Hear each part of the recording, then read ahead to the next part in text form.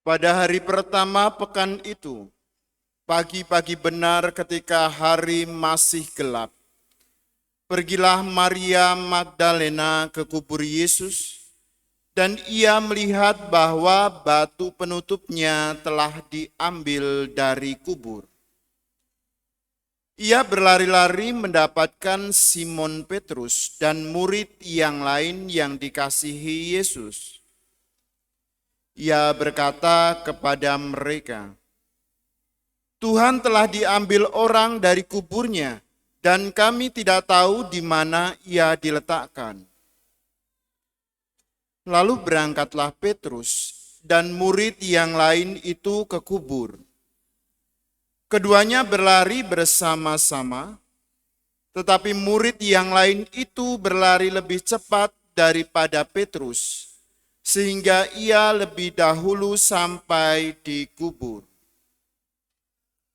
Ia menjenguk ke dalam dan melihat kain kafan terletak di tanah. Akan tetapi dia tidak masuk ke dalam. Kemudian tibalah juga Simon Petrus menyusul dia dan masuk ke dalam kubur itu.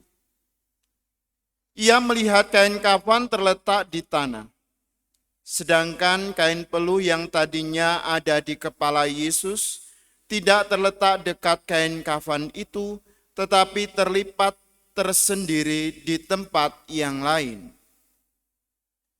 Sesudah itu masuklah juga murid yang lain, yang lebih dahulu sampai ke kubur itu. Ia melihatnya dan percaya, sebab selama itu mereka belum mengerti isi kitab suci yang mengatakan bahwa ia harus bangkit dari antara orang mati. Demikianlah Injil Tuhan.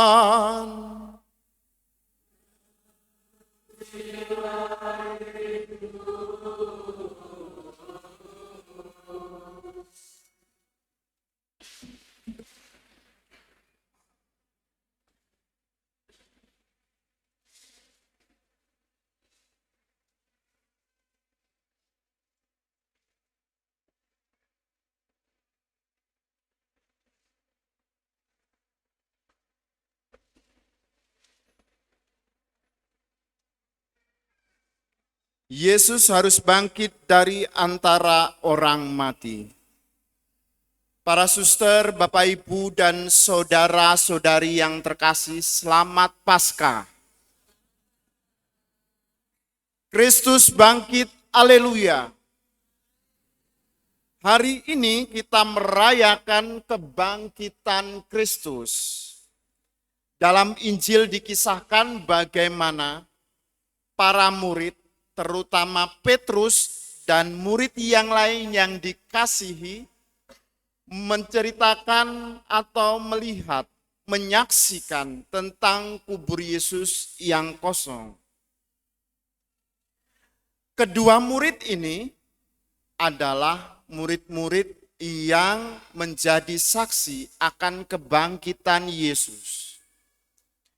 Petrus misalnya, dia seringkali disebutkan dalam Injil, di mana dia adalah sang batu karang.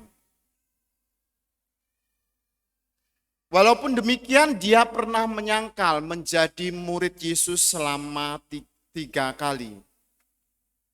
Tetapi walaupun demikian, dia tetap ingin menjadi pengikut Kristus.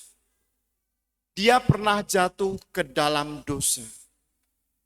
Tetapi dia menjadi saksi dan memberitakan kabar itu kepada semua orang. Yang kedua adalah murid yang dikasihi. Dalam studi kitab suci, murid yang dikasihi ini dikatakan sebagai Yohanes, sang pengarang Injil.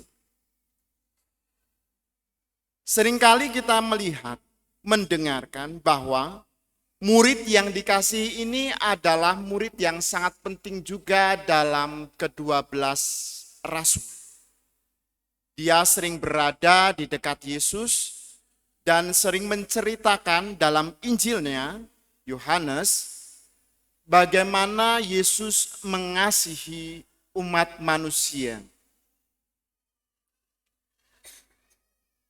Mari kita kembali juga ke Petrus, sang batu karang.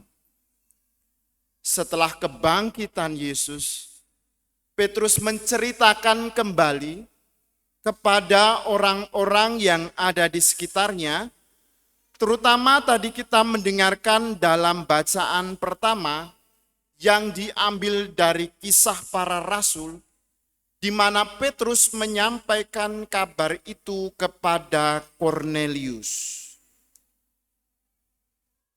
Ia menceritakan siapakah Yesus itu.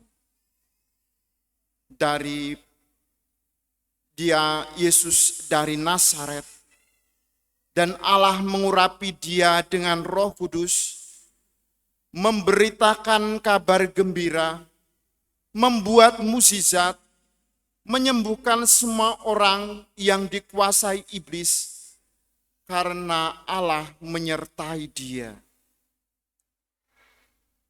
Dan sampailah kepada saat Yesus harus wafat di salib, tetapi ada kebangkitan.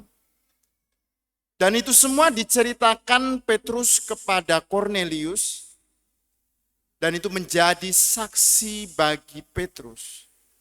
Sebagai seorang murid, dia harus mewartakan kebangkitan Kristus kepada semua orang. Kebangkitan Kristus menjadi sumber iman para murid. Dalam Injil kita mendengarkan tadi dalam bagian pertama, memang selama itu mereka belum begitu mengerti bagaimana Yesus akan bangkit. Bahwa ia harus bangkit dari antara orang mati. Tetapi lewat peristiwa yang dialami oleh Petrus dan murid yang dikasihi, mereka sadar bahwa kebangkitan Yesus sungguh nyata. Yesus harus bangkit dari antara orang mati. Dan hal itu ditanggapi dalam sebuah madah Paskah yang kita dengarkan tadi. Madah yang menyampaikan bagaimana Yesus memberikan keselamatan kepada semua orang. Madah Paskah yang kita dengarkan tadi mengingatkan iman kita bahwa iman kita bersumber dari kebangkitan Kristus. Dalam masa Paskah ini, di hari Paskah ini, mari kita bersama-sama menjadi saksi akan kasih karunia Allah yang menyertai kita. Menjadi saksi bagi kebangkitan Kristus. Menjadi saksi juga bahwa setiap orang yang percaya kepada Kristus dan yang telah dibaptis akan bangkit pula bersama Kristus. Seperti tadi malam kita merayakan Vigili Paskah, kita memperbaharui janji baptis kita. Hari ini pun kita akan memperbaharui janji baptis kita. Mengenangkan bahwa kita sudah masuk ke dalam anggota gereja. Ikut mati bersama Kristus dan bangkit pula bersama Kristus. Maka mari para saudara-saudari yang terkasih, kita bersyukur atas segala rahmat Tuhan yang diberikan kepada kita. Kita boleh mempersiapkan hari kebangkitan Tuhan lewat masa Prapaskah ini. Di mana kita merenungkan untuk memberi makan semua orang.